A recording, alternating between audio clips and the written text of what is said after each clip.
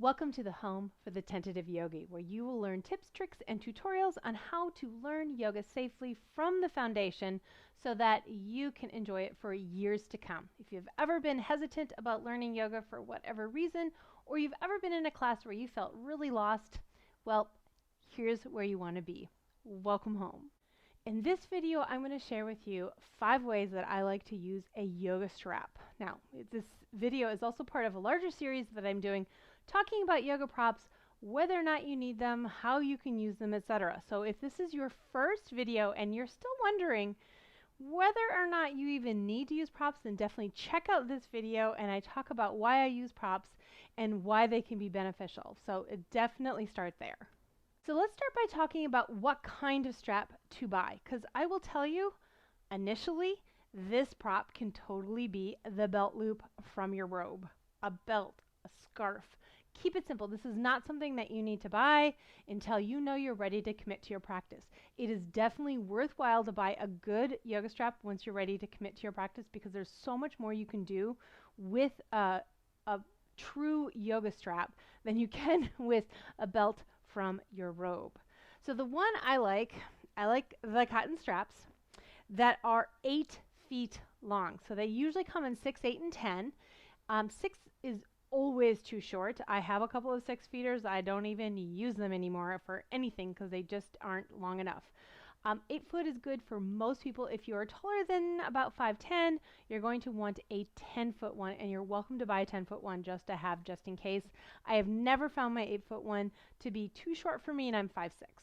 The second thing you want is you definitely want a buckle on it, okay? And the kind of buckle I definitely recommend is a D-ring, which is these 2 silver rings. That makes it the easiest. There's lots of them out there, but this, I'm telling you, this is the easiest one by far. Now, I am linking below to a website where you can see all of my very favorite props, along with links on how to buy them for yourself. So if you just want to keep it simple for yourself, go ahead, click below and just go for it. So why do we have a strap? Well, I use straps to lengthen my arms. I'll show you what I mean in a moment, and to be able to grab things that I can't reach, which I suppose means lengthening as well. And I also like it to support my body in a way that makes the pose more comfortable. Again, I'm going to show you examples. I'm actually going to show you 5 different examples of how I use my strap.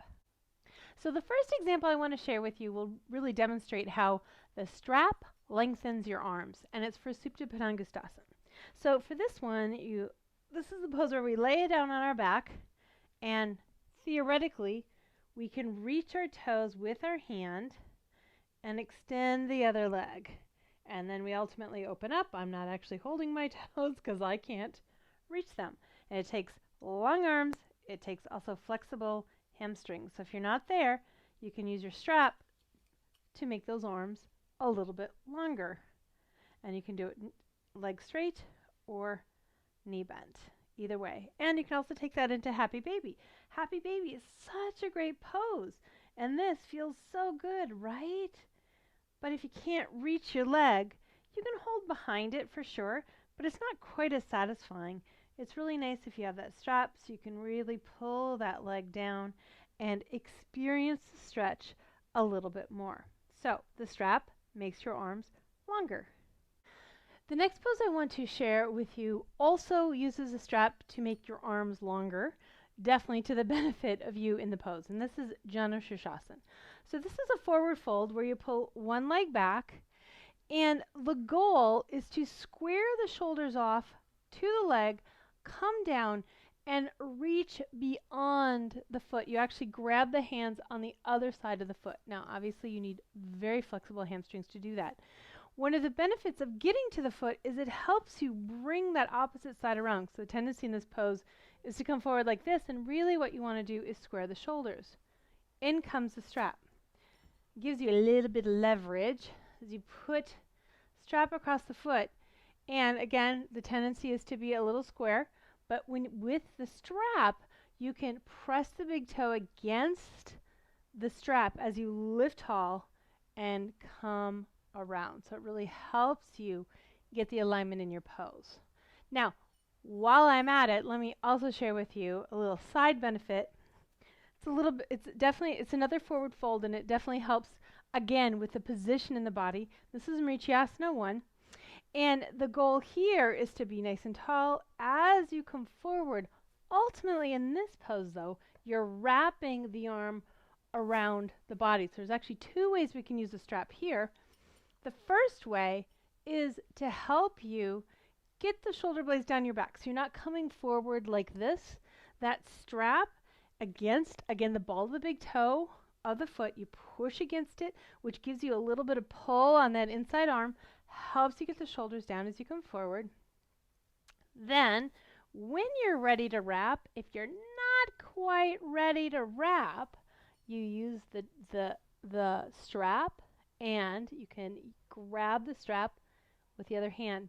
So it gets you close to that final pose, gets you the feel of it, and gets you closer to that final position so you can experience it even though you can't quite get there.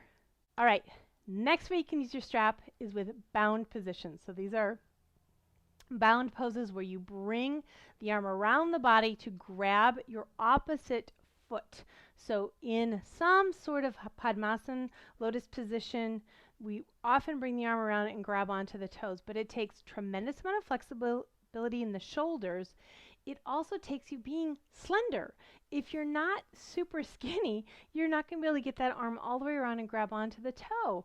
And the benefit of it is once you do grab the toe, and back when I was a few pounds lighter, I could grab my toe and it's now eluded me, then there's really a lot of yumminess that comes to actually grabbing the toe. You feel more connected in the pose. And in this position, the strap is 98% of that final pose. It is so awesome. And all you need to do is you can just wrap the strap around the foot and grab on, or if you have a buckle, you can make that loop and put the loop right around the foot, wrap the arm around, and experience that bound position. All right, next pose is also for helping those of us who have tight shoulders, and it's in bridge pose. So the ultimate pose, the final pose in bridge, is to get the hands behind you, fingers laced, and you're lifting up, right, away from the arms. So you're pressing the arms into the floor and lifting up. Now, that takes tremendous amount of flexibility across the chest in the shoulder joint. So if you are here, or you can't even get those hands together, or you think you've got your hands together but they pop off the floor, and I'll show you what I mean in a moment, what you want to grab is your strap. Because unless you are here, you actually aren't getting the full benefit of the pose. You're not feeling this amazing opening. When you get the arms straight and you feel that extension, you get all this power in through the arms and that lift through the heart. So let me demonstrate what I mean. I'm going to put my strap in place, and you want it just at the base of your buttocks as you come down, because then you'll be able to grab it. It's right where your hands end up, so you can find it. And you just take a moment, get yourself lined up for your bridge pose, and come on up. Now, here's what I want you to notice. Here, you should be able to feel like you've got power in the arms. You can press into the arms to really lift the heart up. Now let me show you what I don't want you to feel. If you bring the hands together, the shoulders come out. Can you see that? Elbows are out to the side. I'm going to exaggerate it so you can really see it. And or you bend your elbows and your hands are off the floor. You're not going to actually get that lift that you want to feel. What you want to feel is arms are straight, pressing as you lift up. So if you can't quite get there, this is where you want the strap. You're going to grab the strap, turn the palms up, and have the hands as close as you can go, and still have the arms straight and have that leverage as you press into the floor and come into your pose. It just feels so good and so powerful. All right, last but far from least, I want to show you one of my very favorite ways to use a strap. This one is just delicious. You're going to use a big loop. And this is where you'll run into trouble if you're really tall and your strap is too short, because you're probably going to need most of the strap. So you're going to make a huge loop, and you put it just under your shoulders, and you're going to wrap it around your feet. And what I like to do is have the buckle so that I can pull on the strap this way to tighten it if I need to tighten it. So right underneath the armpits, right over the feet, and extend. So first of all, it helps me in Dandasana. Oh, this feels so good. And it just allows me to relax a little bit more, which is really nice. You can use it in boat pose. So it can help you hold the feet. So now maybe you can work in boat pose a little bit more on alignment. You don't have to think about strength as much because you're holding yourself up. So good. And this is my favorite, feet up the wall. In the middle of the room. This is really nice. If I'm teaching a class with a bunch of people and getting to the wall is going to be too hard, or you're somewhere where you don't have a wall, it feels so good. Yeah, I'm just going to hang out here.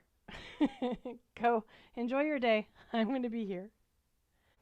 I hope you've enjoyed this foray into yoga straps and understand how they can benefit your practice. If you want to learn more about the props, I also did a video on blocks as well as on blankets. And if you're still wondering, do I really need props? Definitely check out my Do I Need Props video. And if you haven't yet, please subscribe. I would love to have you be part of my community. Definitely click on the bell to get notifications every time I drop a new video. Thanks for joining me. Namaste.